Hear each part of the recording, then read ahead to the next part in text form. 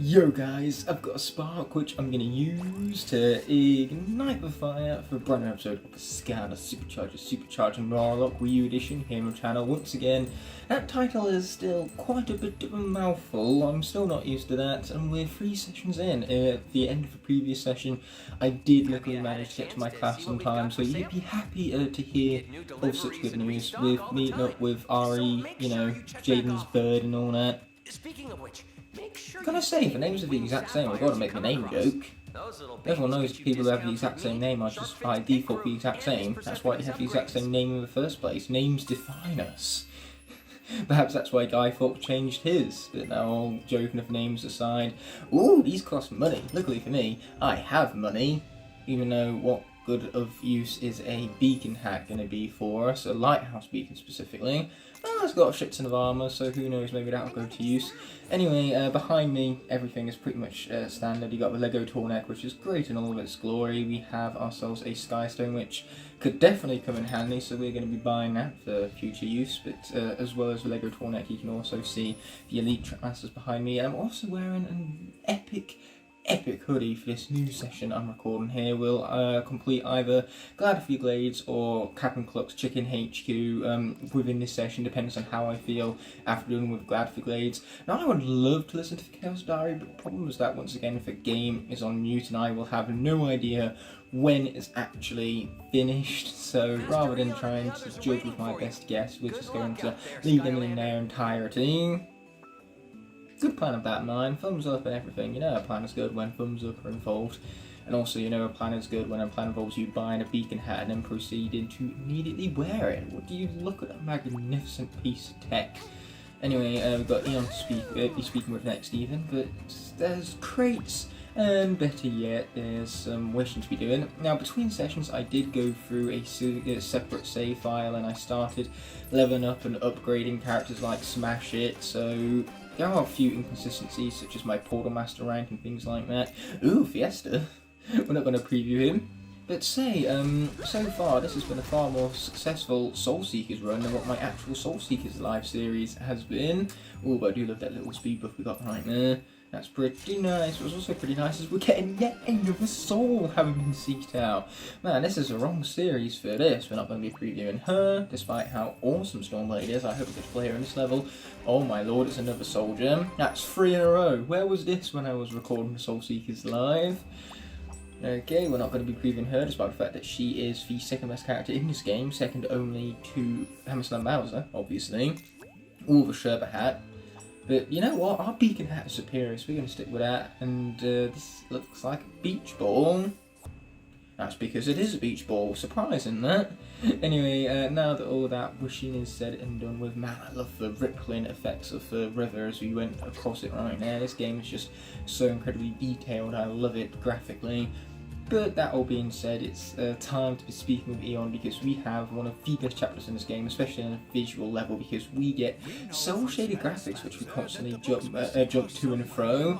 They actually need to load the 2D sections because transitioning from 3D into 2D without loading screens is actually something technically beyond the scope of the PlayStation 4 and especially for Wii U, which we're currently playing on. So basically the cutscenes will play as we get our little introduction to each book. You know, we have Pandagast? No, Pandagast is for a racing dude.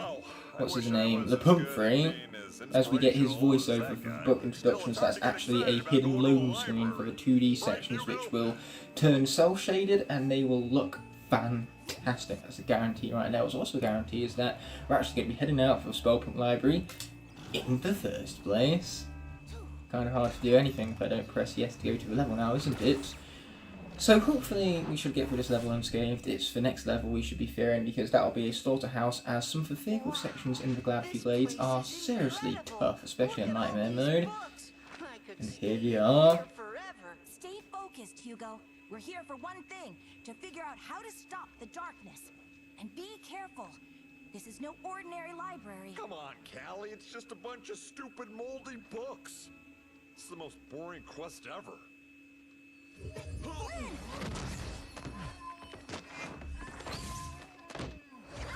Gotcha! See? Now, Sharpfin read that book's movement. He read it like a book. You go as far to say he's an open book, that movement right there. And Sharpfin took advantage. This is exactly what we're looking for. It is? I mean, of course it is. You know, I got to admit that first chapter really pulls you in. Hilarious, using book reviews as a quite literal meaning to that joke right there. And it looks like Live is already activated as our element of the area inside the main library itself. So Stealth Elf already has that buff, which is fantastic. Not that we really need it in the library itself because there is no combat here. It's the 2D sections we've got to worry about because obviously 2D makes things a whole lot more harder to dodge than in 3D. And without further ado, let's be exploring the 5 books, see if the life element remains. I hope not. This is how we lost Stealth Elf the first time, with her super shit performance, but could you blame her? She is super shit Stealth Elf, and so therefore she will be super shit in combat. She gets a nickname from somewhere. To spread the light of Skylands to other worlds, they created a powerful rift engine that opened a door to a forbidden world and unleashed a destructive force into Skylands, the darkness. I love the fact that they hired the most epic voice actor possible for the Pumphrey. It just really adds to the atmosphere of the level. You could say magic. Okay, let's be switching out for a little bit of a character which I know you all have been looking forward to. We've got Splat over here. I bet she looks glorious in black and white, given how colourful she is, so the contrast there will be nice and sharp. But that being said, let's place her onto that portal without further ado. I feel like this was a wise decision of mine because I have projectiles now, and projectiles for the 2D planes are an instant win. I know because enemies use them so efficiently against me. Okay, bouncy, bouncy. But yeah, point is, epic voice actor guy. That might even be the title of the episode. We'll have to wait and see. But Le Pumphrey just really does set the tone and atmosphere of these books. And you gotta love how visual these books are, despite being books. And the whole idea of books is to read the words and kind of build your own world up using your imagination from what the authors have given you, their descriptions, you could say. You know, no person, no two people are going to read the same book and get the exact same image in their head. Sure, you can create adaptations for the films, but those films are how strictly one or a couple of people, how they interpret the book, or sometimes it's how the authors interpret their own books. But no matter what, people are going to draw different images from the same kind of written text. That's the beauty of books, which is why I never read them. They're beauty, but they're not beauty I myself get particularly invested in. I would way rather watch a film, or better yet, when it comes to reading, I prefer my comic books, which is why I've been getting into the Walking Dead comic books as of late. You get the visual medium and the artwork in those that look spectacular, plus they really relate to what I'm doing right now, because the Walking Dead comic books are all in complete black and white, just like this series. It is a noir series. Okay, let's be continuing on. Boingy boingy, because we haven't had enough boingy boingy already. Ooh, platforming. Sure, I'd love ourselves a good bit of platforming for nothing more than a chest, apparently. Oh, you're asking, was it worth it? I say yes. Let's get some double Splatception on here. We're going to be previewing Splat as Splat.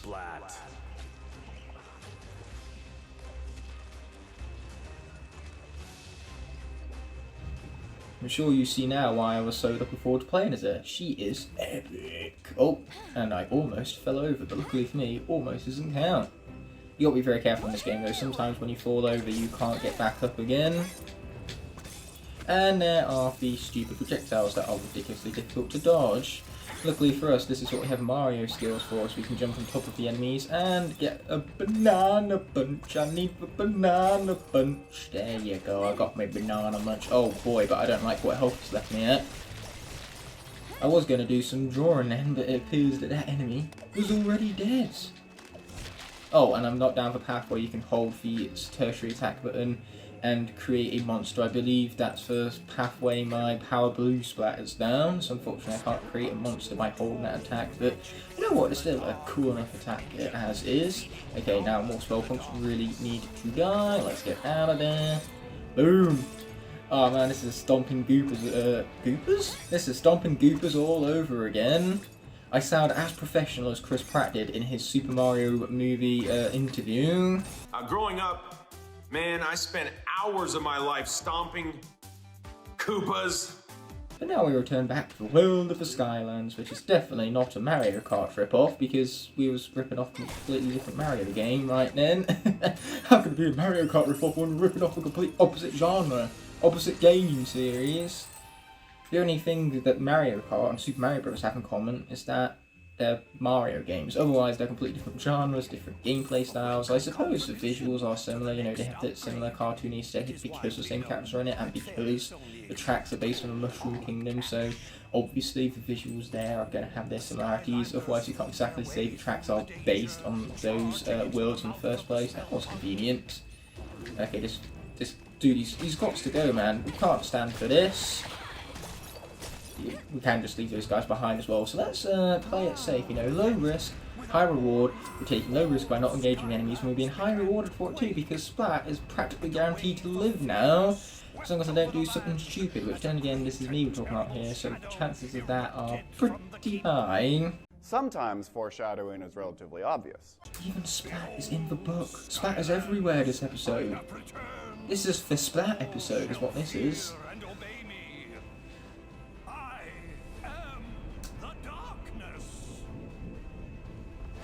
Nice voice crack right there. Epic voice actor guy. There's epic voice crack. God, I love it. But I've never heard about that Dark Rift engine. Still, we don't know how they managed. How can you not have heard of a Dark Rift engine? It's like a Rift engine, but dark. There's such a thing as regular Skylanders, but dark. There's Hammer Slam Bowser and Dark Hammer Slam Bowser.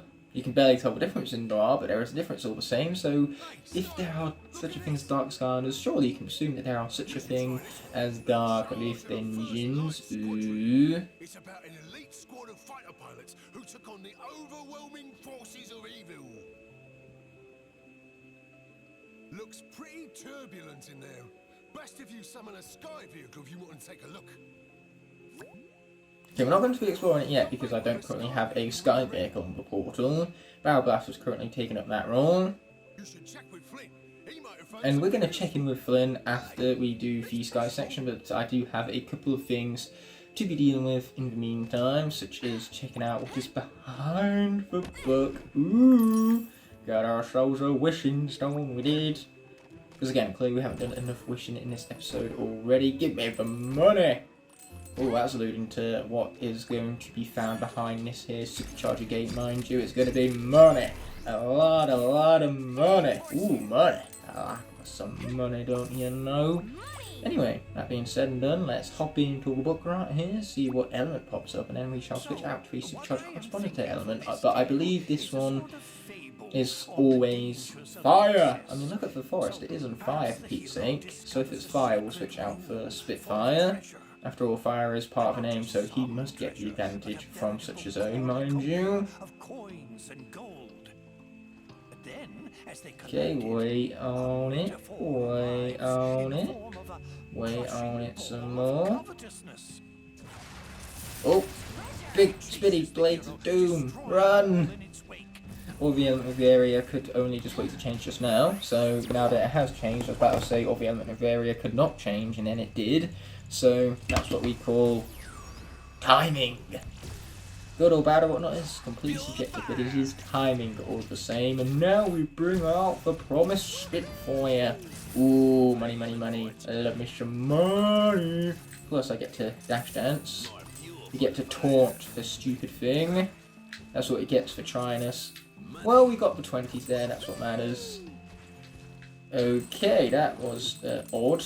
I got stuck on the edge of the thingy-bob right now. It's what you call the epitome of being on the edge of glory.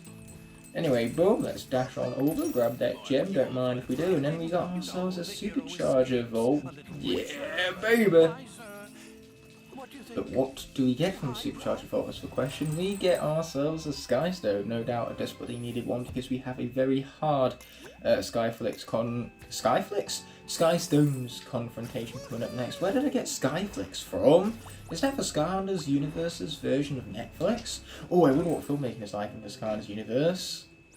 We've seen stuff like interviews and media incorporations in Skylanders Academy, so I wonder if that's anything like their Skyflix consumption. But that being said, we need a Sky vehicle, and that is what we have Clown Cruiser for.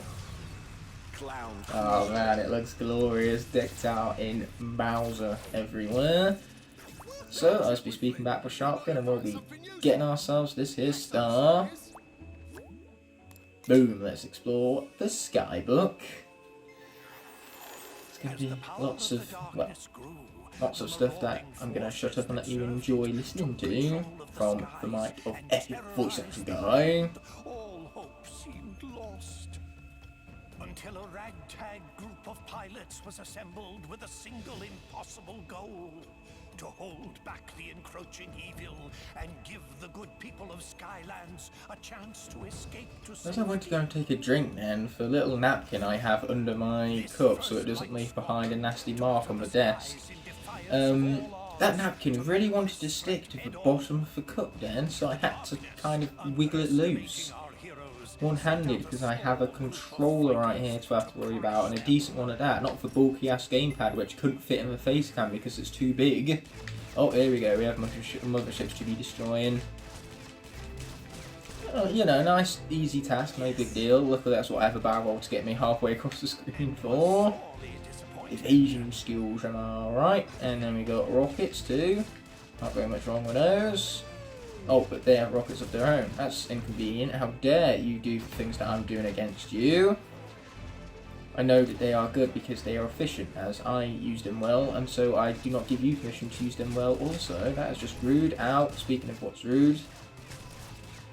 Okay, we're just going to ignore that guy and shoot this instead. Yeah, there you go, let's get it. Hey, stop! Well, I didn't stop. Oh, but we got it, man. We got a Healy-uppy thingy, which I like. I like the Healy things. So back up to full armour, just like that. Love to see it, we do, we'd love to see it. And now we get to shoot these fools who can't even shoot at us. They can shoot straight, but not at us. So what's the point of being able to shoot straight if you don't shoot straight at the thing you're trying to shoot down? Okay, here we go. We now have lots of firepower to have to worry about. I do really like this section, by the way. It really does remind me of old school arcade games, and it is in these cel-shaded graphic styles. So overall, it's just a beautiful portion of the level. It is very repetitive and tedious, especially after doing it for so long, so it very much is a section where I love it, but it doesn't need to be as long as it is. That's the only downside to this section, the length, it being longer than it needs to be. But hey, I do get to mash plenty. Oh, but my mashing didn't pan out in the end. I'm now facing ultimate depression. Oh. My rocket didn't even murder him in the end. It was just a waste of a rocket. Talk about more depression right there. I have crippling depression. Oh, that hit me. That hit me right on the edge of glory. Ouch. This is not okay. This is not okay. Yeah, we're just gonna let the guy fly by. No big deal. The first light squadron was determined to Okay, here we go, more things to shoot. Again, clearly we haven't had enough of this already, which is why the section keeps giving us more. We never asked for more, and yet here they are giving it to us anyway. It's that Kylo Ren scene from Star Wars all over again. I want every gun we have to fire on that man.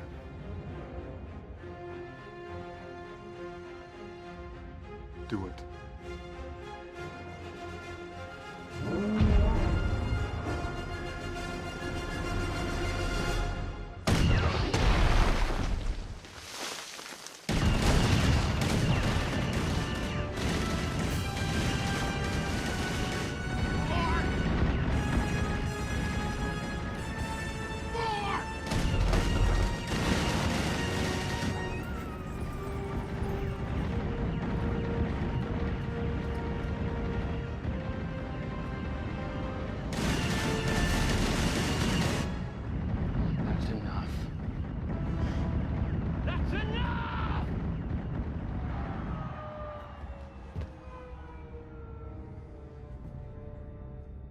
Think you got him?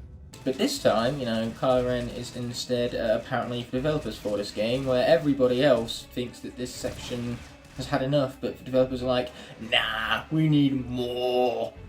More! and we need it being said in a very loud and shouty voice, because those kind of tones is what you call good acting, apparently. You know, the louder one's voices, the better their performance. That is clearly the case, because that's what all actors seem to do. They always just seem to yell when it's not needed, and apparently those are their best lines from their respective movies. When in doubt, as an actor, just yell and you'll be fine. It'll mask your actual skill. It will create the illusion that you're actually a good actor when you are not, because all you're doing is shouting. But hey, at least when you shout, you can't really be ignored. I say, I do find it funny in films when characters shout, and I just think to myself in real life, not only is that dialogue stupid, but second of all, in real life, any person, any character, would not shout that. That's why some people say that they could care less about the story of a film or the characters or anything. They just need good acting, because sometimes bad performances can really bring you out of the film, and it can just be so distracting. Personally, for me to enjoy a film, I think everything needs to be at base level decent. It doesn't matter if you have the best performances in the world. If the script is horrendous, you can tell, and at least then you can blame the director and the screenwriters. You know, it's hardly ever the actor's fault when films are terrible, because at the end of the day, they're just paid and they're being brought on to do a job, and they're just doing their job in the manner that they're being told to do it, or in the manner they're being told to do it. You know, it's like office work at the end of the day. Like, you're contracted to do a job and you are just doing that, you're doing what you are told.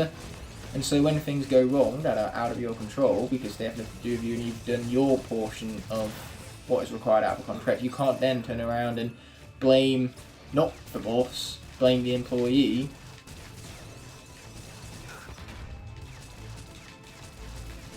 Okay, here we go. Shoot it. Shoot it! So yeah, point is, never ever blame actors for anything in the film, and certainly do not go around sending them death threats on Twitter. Like, where is the point in that? What do you think sending death threats on Twitter is going to accomplish exactly when it's the actor and what they've acted for has already been completed? The project is already done. Like, it's not exactly like they're going to go back and redo the project just because a couple of people tweeted some mean things. Yeah, I'm talking about just about pretty much any actor who's ever played a villain. If you play a villain, then prepare for a lot of hatred on social media, apparently, from die-hard fans who hate what the villain does and how it impacts our main characters, because it's depressing and it's sad. I suppose it is a testimony to how much the fan base cares about a project, though, when they are willing to go above and beyond when it comes to taking things into their own hands, social media-wise, that is. They love the franchise so much that they think it's worth sending death threats to actors because they do things in the franchise that they don't like, or their characters do them. Again, the actors are just playing a character. The character is not them. They are an actor, completely, you know, an actor and the character they play are two completely different people. That is why they call it acting. Surprising that, isn't it? Anyway, we've got to really focus on destroying this Darkness Command ship, which I'm not making a good job of, by the way, despite all my clear mashing skills. Why won't this thing just die already? It's been very inconvenient. You see what I mean about this section being too long? It's been 10 minutes of this section pretty much already because it's too long a section. Okay, let's watch out for the big space laser. Yeah, here we go, we've almost got him. Here it is, almost anyway. Die! There you go, we needed that. Ooh, I'm for mod 2, we'll take it. It's for the Sea Shadow. Ooh, Sea Shadow. Oh, and there's a spanner up there, I don't mind if I do.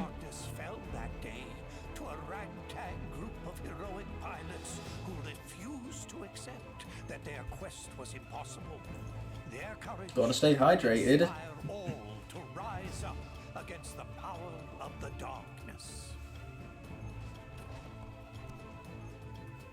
Oh, and them poor bad guys, they didn't seem all too happy about that. Oh, too bad, so sad.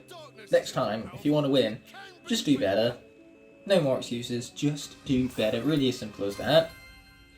Ooh, but I think that's got to be a Portal Master rank up. It is indeed. We're up to 14 now. And our power is going to be, well, Astro Blast is dead, so we might as well go with a Shadowy Shell, because at least then whenever Nightmare appears in combat, she can get a buff once per level. Okay, so we've got lots more to explore here in this library, including these monies, yay, and the book too. I've heard it's a real page turner, this one. Sometimes I tire of historical transcription. I'd like to do something Again, fun. that there cutscene would be loading up the loading screen to transition between the 3D to the 2D and transition between the two art styles in their entirety. Are we going to remain with no element whatsoever, or is it going to change? It is. It's going to change to undead, so it's time to bring out a little bit of the Bone Bash Rollerball, because she's epic. You probably heard all of my Skylanders rummaging around back there. I did keep them a bit too close together, so naturally when I go to pick one up from my desk, I wind up accidentally knocking them all over. Oh, you're dead. That's fantastic. We'd love to see it, we do. We'd love to see it. Oh, watch out. You see, this character doesn't even need to cheese it. She is so damn good, man. Why are you this good? What did the enemies do to deserve this absolute annihilation right now? Like, what the hell is this? Bone Bash Rollerball. Girl, calm down. You're a bit cracked over here. Oh, man, do I feel sorry for the enemies that they have to deal with this right now. I feel so goddamn sorry for. Hey! Okay, never mind. I don't feel sorry for them no more. They deserve what's coming to them after that. Frickin' Skullpunk cheapness. Oh, watch out. Before I get hit. Okay, watch out from you. There you go. Yeah, double food. Oh, I needed that very badly, actually. Yeah, there you go. You're dead, and I got, well, plenty of food to go about, and the undead area keeps activating and deactivating again. Oh, definitely want to take out the fire spell pump first. Those guys are the worst. Oh, watch out for you. That was a bit too close, as you can tell from the noise and reaction. Man, I hate the fire spell punks. I hate them so... I hate him so much! Damn it! Well, so much about not having any losses this episode. And now, my second favourite character is gone. Why can this happen when I was playing a super shit stealth elf? I'm just pissed. I'm pissed, I am. God damn it. And now we got to play as Fiesta because the end of the area is still undead. So wish him luck because he's going to need it. He's not as good as Bone Bash Rollerball. But unfortunately, 2D and fire spell pumps do not mix. I hate it. I hate it so much. Just die. Just die. Thank you. Good grief. What are the attacks I can do in midair? The only attacks I can do in midair are my amigos. If only I could do the trumpet in midair, but I can't. So you guys have got to go, man. Oh, and there's another projectile from afar. That's not very good. Not very good at all, actually. I'm not a big fan of that. Okay, he's all the way over there, I'm afraid. Okay, watch out. The snowball has taken a really obvious path, so I can actually avoid it this time. Unlike the fireballs, which, given the speed of how quickly I fell, there was literally no chance I had at dodging them. There's no way to change your trajectory to that capacity in these 2D sections. Well, there's no way of changing your jumping trajectory. Even if you were in a 3D section area, you would have been screwed. Ooh, money. So yeah, pretty much that had nothing to do with the lack of quality in Bone Bash's Rollerballs, like her character and her gameplay. In fact, it was quite the opposite. She got screwed over by an unfortunate situation where, in a 2D section, fireballs are impossible to avoid. Because again, I can't just change my trajectory mid-air. Not efficiently, anyway. If I had a dash attack that I could use in mid-air, one like what Stormblade has, then I probably could have avoided it with Stormblade, but Bone Bash Rollerball doesn't have such an airspeed dash, I'm afraid. We are not going to be adding a Persephone to our deck for now. I'm a little bit too depressed after having lost the second best character of the Locke. Looks like this one here core of light got made to give the darkness Yep. the old beatdown. This is the face of a man who's very, very upset. There's probably more inside, but I'm not really in a hurry to crack it open, if you know what I mean, because it's kind of... And now we have another one of the stupid books to be explored. Are we going to explore it? Well, it's not like we have much choice now, is there? It doesn't take away how much Rollerball's death stung. It stung like a bee. It didn't float like a Cadillac. But there was one chance. A mythical device built by the ancients to combat the darkness had been discovered. It was called the Core of Light. Yeah, I don't know why I said Cadillac. That is the car's phrase, not the actual phrase. The actual phrase. Ooh, dark. That buff is going to come into play.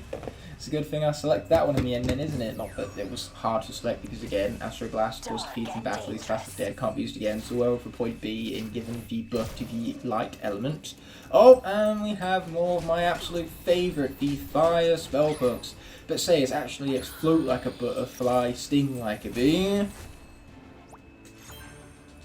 Whereas in cars, it's not exactly that. They carified the phrase because they don't have butterflies and bees in cars. They have Cadillacs and Beamers. Float like a Cadillac, sting like a beamer. Anyway, that right there would be a Wind Sapphire. Ooh. Doesn't take away from the absolute depression I still feel from Bone Bash Rollerball's death. That was so unjust, man. I'm gonna get my revenge on every single enemy I face. I'm like Snortle out from the first How to Train Your Dragon movie, where I'm apparently going to just chop off the legs of every dragon I face with my head. I'll chop up the legs of every dragon I fight with my face. That wasn't the exact phrase, but it will have to do. And you got to remember though, it's never the legs you really want, it's the wings and the tails. Boom, boom, shake foot, I'm off. And I took a shit ton of damage. Okay, let's go boingy boingy. Clearly, this is the most efficient way to win combat in this game. And hey, at least even from the jump damage, I get the buff from the dark element being active, so we'll take it. Just gotta try not to lose both of my speciality characters here, you know, for 2 light and darks that I have. I've already lost one, so let's not lose 100% of the new element, shall we? The quote-unquote new elements. Okay, so back here is going to be yet another treasure. And that is a hat. Yeah, there's no beat in my Sky Slicer hat, not even with the might of the propeller cap. Which obviously, you know, all of the 3-year-olds in the Skylanders universe wear. It's what signifies you as a 3-year-old, or as a child I should say. The cute little propeller helmet is what identifies you as a child. Let's be very wary of things, that would be wise. Look at we pushed him back far enough so we can jump on his head now. Oh, shit! We kind of got suspended in midair then from the ice ball, which hit us again because, again, we had no chance of dodging that, not with the trajectory we faced. Stop hitting me! It's so...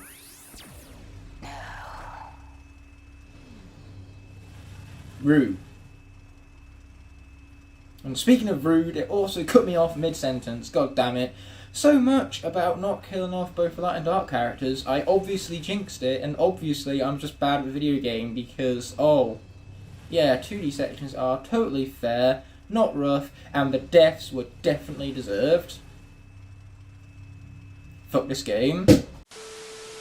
Don't worry, my very expensive controller is fine. I mean, Nightfall isn't going to be when I'm done with her after this. I'm definitely going to punish her for that very deserved death. That had everything to do with how bad a character she is, and it had nothing to do with 2D attack bullshit. You see, I love this level. I love cel-shaded aesthetics. What I do not love are the projectiles of the spellpunks in a 2D plane where 2D is infinitely harder to dodge than in 3D. But that being said and done, I was alluding to Stormblade earlier in this video, so I feel as though we might as well switch out for her. We were wearing the Sky Slicer helmet with Nightfall, so I suppose this is the bestest most way of honouring her. Now let's get our revenge! Take that, you stinking spellpunk. What's funny is that there was food down here the entire time, and I thought I could take down the air spellpunk before the opposite happened, and it took Nightfall down. I was wrong, I should have gone for the food, I should have played low risk, high reward. Ooh, we have Small Fry, which is a bit of a oddball Skystone because it's the only, like, Skystone in the game based on a mini. Why did he bother doing that for Small Fry and nobody else? It beats me. Okay, that was dodge of a century right there. Total skill. And here I am saying that, those are completely undodgeable. Speaking of things that are completely undoable, it is this platforming section, which is completely undoable. Pardon for burp right there. I was say I did the dash in midair so I could showcase just about one of the only moves Skylanders has in this game that makes these projectiles easier to dodge. And even then, I won't exactly say they make projectiles easy to dodge, especially when they come off screen like that. And all what it does really is it makes sure you can get down to the ground again much quicker. Okay, cool, you're dead. There's a life. It was at this moment that he knew. He fucked up.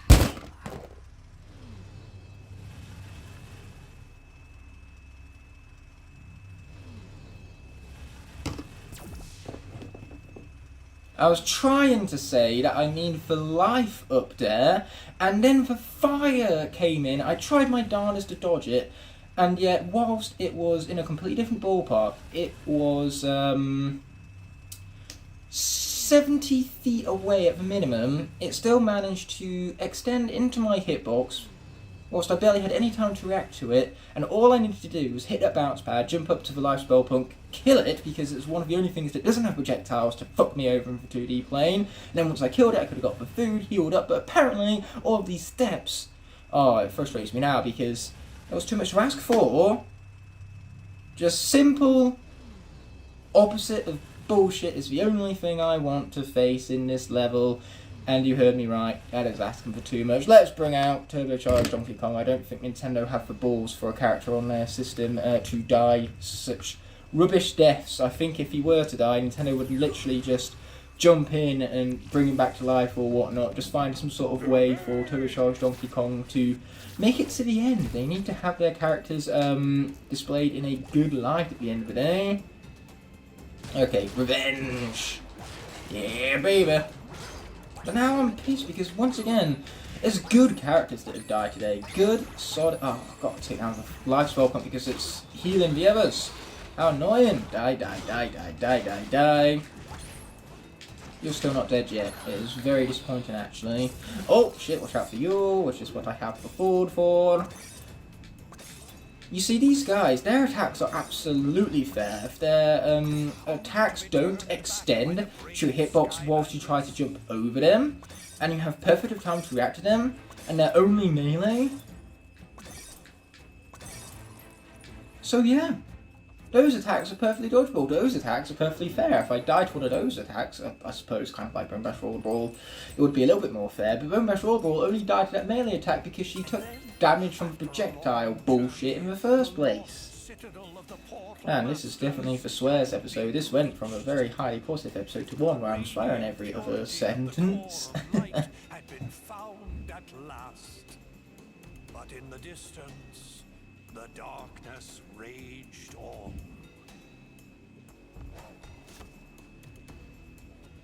Wowzers! Looks like the darkness almost conquered Skylands back in the olden days until they used the trusty core of light. Then you should not be this excited. 2 characters died to get here. Those are the Locke rules. When a character is defeated in combat, it costs as dead and cannot be used again throughout the rest of the Locke. And here I was saying that it's going to be vehicle sections that are the biggest pain throughout this Locke, and yet this level seems to be proven so otherwise. This level had an agenda, it had something to prove, it had to screw me over in every possible fashion because of the jinxes that I inflicted upon myself. This is me, this is my own stupidity, I should not have said the things that I said, I shouldn't have said them. Anyway, let us be hitting more buttons. They are big green buttons, of course I'm going to hit them. If I can. The floatiness, once again, is not in my favour. Ooh, but I'm going to grab the spark first. Yes, sir. Okay, go on. Just edge it, edge it, edge it, edged it. Okay, cool. We only have one more fan to disable, and then we can be continuing on. I think it's kind of ironic now that none of the fans are actually enabled in this portion, because I think just about every single one of the fans I had, I have now lost after that performance in the gameplay sections, which again, the deaths were complete and totally 1010% my fault. Definitely avoidable. There was more I could have done. It had nothing to do with the game's mechanics and utter rubbishness. Or maybe I'm just being salty and I am an idiot. Kind of be a combination of both. That being said, we got some sparks at least. So I am doing one thing right this episode. And that is 100% completion apparently. I'm making a good job for that. Well, we even got ourselves yet another legendary treasure. If only we had legendary treasures that could bring back the defeated Skylanders. But once again, like not dying in this level, that is clearly asking too much. Up we pop. Yeah, let's get spinning this thing right round, baby, right round. And from it, we have earned Sea Shadow Hat. We're going to wear it to honour Nightfall. I mean, we did the same with Stormblade to honour her, then she died. Anyway, I just kind of like keeping these characters alive in some fashion or another by honouring them, because obviously the Sea Shadow is Nightfall's respective vehicle. And now we have a game of Skylanders Overdrive, which I'm probably going to lose, and luckily for me, losing these do not result in a Skylander being defeated. It would be awful depressing if they were, because in that case I would lose all of my Skylanders very quickly. I'm worried about getting past the Demolition Derby as it is. I don't need to worry about losing in Skylanders Overdrive, also as part of for deaths in that level. Anyway, we're going to get rid of everything, and then we're going to rebuild the deck from scratch. I can't remember last time we did this, so this is just the best way of doing things. So we want to fill in pretty much anyone with a special ability we want, and anyone who has, you know, higher attacks, like this one, that's a 6, we want that one too. I'm kind of surprised that Persephone doesn't have a special attack, to be honest. Ooh, that was even better than some of the 5-2s we put in earlier, so we'll get rid of that one for now. If we need another one, we'll come back to it. Oh, same with this one. This one's way better. Okay, so we're up to 12. And now we're getting to some of the more weaker ones. 5-3, 4-3, lots of 4-3s now, 3-2s. Oh, there you go, Marshall Wheelock. He has a special ability. Okay, so now we need to fill it up with even more stones. We definitely want the 5-2. Then where are all the other ones we want? We want the other 5-2, that's for sure. Do we really have no more special ability cards left? We haven't even unlocked Malfoy yet, which is one of the best. 4-4. Okay. Yeah, so 4-3, that's another one of the better ones that we have compared to all the others. 4-3 again. How many more do we need? We need one last one, so pretty much the best we're going to get is either 4-2 or 2-4. And with that, we're going to sneeze. Lovely. And then we're going to head on back and play Skylanders Overdrive. Oh, nice. We have a rock and play. Well, they have a rock and play, but we can destroy said rock and play by destroying a random enemy Skystone. On second thoughts, we'll leave this for later because it means we can destroy a far more powerful stone. So instead, we're going to bring out this guy. Here I am realising that the Clown Cruiser is our supercharged vehicle currently, and I could probably be doing with something like the Barrel Blaster that has the seriously overpowered special ability, mind you, but we can now destroy random Skystones, so get that threat pack out of here. I mean, we're technically destroying a stone at random, it just means there's only one stone of his that was to be chosen from, and random, when it's 1 or 1, random will always pick 1. And there's no other choices to pick at random, mind you, and it makes me glad I destroyed the threat pack, because the threat pack had a lot more hearts than what that smoke screen has. Ooh, we can damage to 4 random opponents. We'll do that later. For now, I'd rather just kill off the smoke screen and be done with it. Oh, I could have done that with Clown Cruiser, but never mind. As long as it's dead, that's all that matters. And we are even health, so for now, we'll take it. Let's see what we got. Luminous. Ooh, spooky. But luckily, because we're going to deal damage to 4 things at random, with Spell Slams are up here, we should hit Luminous at least once, and then we'll be open with a completely free board to attack the character directly with. Yep, there you go. That's a lot of damage. I particularly love for winning strategies. Those are my favourite ones. You know, you ask me what my favourite strategies are, I will tell you every time. My favourite strategies are indeed for winning ones. Yes, guys, going now. What does for air vehicles actually do? Discard your hand and redraw, gain 1 health for each Dark Skystone drawn. I have no idea why the Clown Cruiser is classified as a dark vehicle when it's off the air element. But we're just going to play this guy instead because he has so many hearts to go around and we can kill off a grenade in the process. Plus we've about won already. No need to rub it in. Yeah, we've won this turn. There's nothing they can do against us. Dreamcatcher. We've still won! This is all just, you know, in dying efforts. One last Hail Mary, which did not pan out for them. Is this one for Skylanders that heals you directly? Heals owner for 10. Yes, it is. We're going to add it to our deck. Because healing for 10 can come in clutch, is why. And Mags is here. Of course she is. Why wouldn't she be?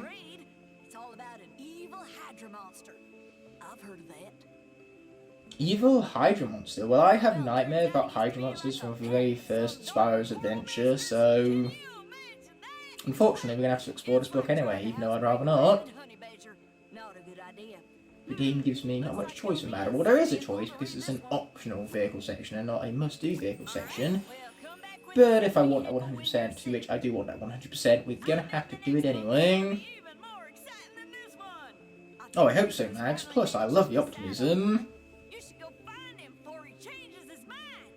Tall neck, give me strength. Oh no, this level was a depressing one. But hey, we have sheep. I can murder sheep. Take this sheep. This is for everything, every ounce of suffering you caused me in Skylanders Imaginators. And now its guts have been exploded, and I have earned from said guts the sparks to reach level 15. Ooh, we have a bunch of pathways we can pick here. So once again, we don't want to pick light or undead because we have some characters from those elements didn't killed off already. Same with air. Magic I have much less faith in because the water characters are simply better, which is why we'll go with the Path of Frost.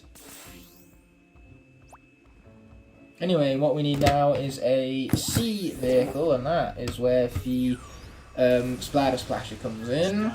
You might not be wearing the Splatter Splasher hat, and we might be wearing the Sea Shadow hat instead, but that's not going to stop me from picking Splatter Splasher all the same. I almost said Sea Shadow, even though that is not the vehicle I picked. It was the Splatter Splasher. Let's make that abundantly clear as to how that was indeed the vehicle that I picked.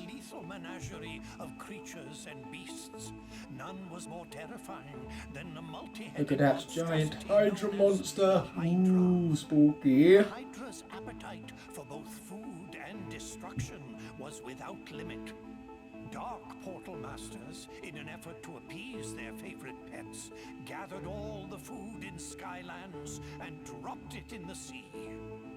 The people, hungry and deprived of all sustenance, called on their heroes, the Skylanders, for aid. The Skylander, heedless. Oh, that was one hell of an intro. Anyway, is Dark going to remain strong here because we have no Dark characters to switch out for. The Dark and the Light have already both been murdered. And we're down to one undead and one air. Oh, explodey. And unfortunately for both air and undead, in both of those cases, the characters that are left are the two worst ones of either element.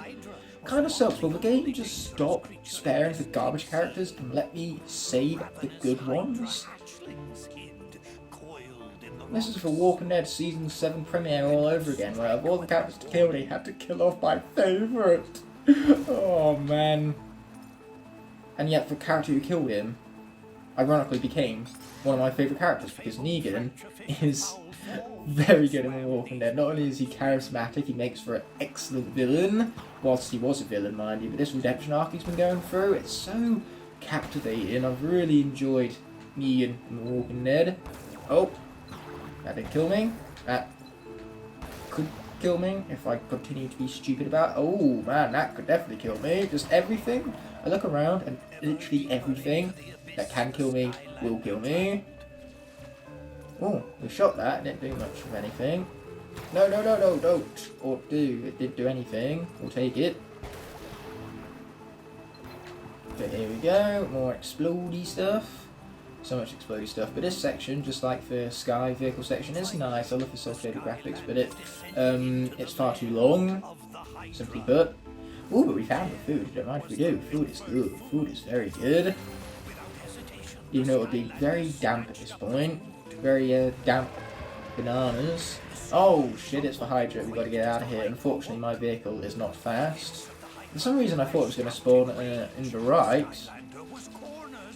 Come on, we defeated this thing once. Let's do it again. We gotta do it again.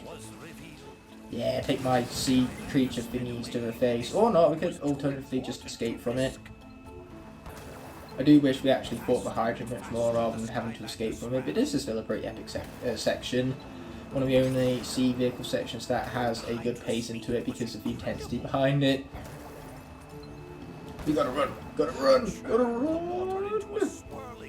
Voice cracks and all, but hey, if we can have epic voice actor guy doing voice cracks in the middle of his dialogue of the books, I can voice crack as well, all I want. You know, it's not a thing where he can do it and it's epic and I can do it all of a sudden it isn't. No. Joint theme, both our voice cracks are epic. Even when one is clearly more forceful than the other. Which is mine! Again, total voice crack. And nothing to do with the over-exaggeration and skill and talent of my vocal cords. Well, my vocal cords, I wouldn't necessarily call it skill and talent, but it came from my vocal cords all the same. My mouth opens and words are coming out. That is how speaking and having vocal cords works. Okay, the Sea Star has been completed. Now, before we continue to head out towards the final section of the level, we might as well place onto the portal the exact vehicle we're going to need for said section, that being a land vehicle. So in this instance we are utilising the Gold Rusher. But first things first, I want the gold. The gold is glorious. As is for cherries. If this was Super Mario 3D World right now, I would be doubling up. I'd be cloning myself, which is great because I could really be using with the clone. Then the clone could die, and my characters could be defeated in combat much less. I would love that. But, like everything else in this level, it's clearly asking for too much, which might just be the title of the episode. That, my friends, is asking too much. And that title, in and of itself, might even be too long. It might be over 100 characters for the title. Which would mean that asking for that title, in and of itself, is asking for too much. If it's too many characters for the title, that is. Oh, the irony in this episode, it just doesn't stop, does it? A secret that to this day has been forgotten. But with the darkness closing in for the final blow, they had no choice. They would power up the core and risk everything in a final battle. And they would hope that even an incomplete core of light would be enough to keep the darkness at bay. The Skylanders sped into and here we go. We get to defeat the darkness where fire is no more. So we've played Spitfire already this episode. We're going to continue with Spitfire. Just because if we die, I don't want to lose Hammerstein Bowser. I want Hammerstein Bowser and Turbocharged Donkey Kong. If there's only going to be 2 characters alive at the end, I want it to be those 2 characters. After all, even there's a point in playing Wii U at that point. Yeah, we're going to keep shooting it. Oh, and we're also going to run straight into the brambles, apparently, even though Spitfire is really good. So I would prefer for him to live. Thank you very much, you stupid vehicle section. We'll find out if I'm good enough at pushing the good video game button. At least this section is bird's eye view and not 2D, so it's not as difficult to dodge. It's not as a bullshit, shall we say. Even though when the laser comes in, there's going to be parts where I either have to tank the laser or I have to tank the brambles, which means that before those parts arise in this section, I've got to make sure I take as minimal damage as possible. Less damage from area. Oh, speaking of less damage, my armor has been filled up, which is precisely what I needed because it wasn't at full until now. But you see, if there were brambles up top there would have been no way for me to have got through that section completely unscathed, which is why you've got to be careful here. Take as much little damage before the brambles start appearing as well. Okay, here we are. Brambles! So many brambles. Oh wow, we didn't even need it that time. Oh shit, quickly go up faster. Okay, here we are, just sneak through the window right now. Sneak through the window. And straight back to the middle. Okay, we're gonna go up, sneak through the window. Yeah, there you go. So many windows to sneak through. Oh, we took damage from brambles up top there. It's a little too much to adjust for. If you're going to take a hit from a laser over brambles, I'm pretty sure the brambles deal less damage. So take the hit from brambles any day of the week. Oh, man, this section, why are you being so long? I need you to, like, finish already so then I don't die. I don't think I'm asking too much, am I? Even though evidence will suggest in this level that that's exactly what I'm doing. With the core of light holding it at bay, it was forced to flee. Finally! I've never been so happy to see the end of a level before. But for how long? One day it will return for its revenge. In order to destroy the darkness. Don't even ask me what these noises are anymore. I'm just experiencing a sudden rush and roller coaster of emotions. This will be my life's work. Isn't that convenient? He included a huge image of himself so we can easily know him when we see him. And when we see him, it will be in the next level, which is going to be one of my favourite levels because it is a good level. Glad for the Glades, that level. It is a very good level indeed. Sky gear bits or land gear bits? We're going to go land gear bits because I play a lot more with land vehicles. Anyone who plays this game does. What'd you call me? Callie is right. You must seek out the author of that book. If any living being knows how to complete the core, it is Pumphrey LaFuzzbottom. Well, what are we waiting for? Let's go find this Pom-Pom Fuzzy Bottom guy and turn this core of light into the most awesome weapon ever! Hell yeah, we get to go rescue epic voice actor guy. My favourite guy to have to go to rescue.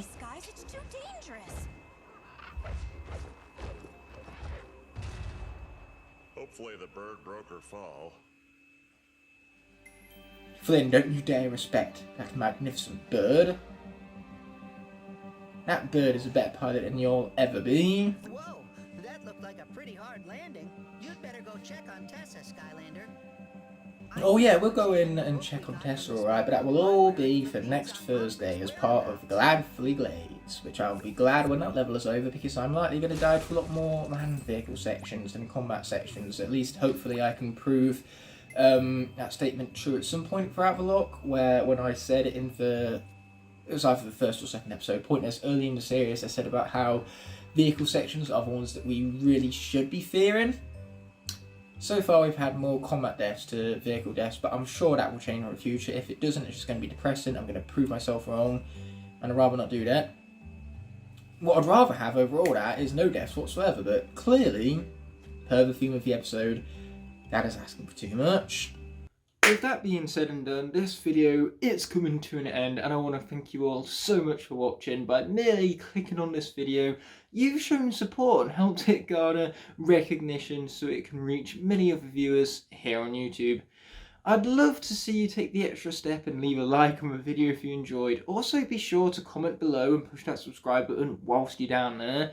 By clicking elsewhere on screen, you can either check out a video that's specifically picked out for you, or you can check out the rest of the playlist for a series you just watched. Before ending off, I'd like to thank all of my Blazing Knights and Scorching Dragons whose support help make these videos possible. I'll be seeing you in the next video, and until that moment arises, peace!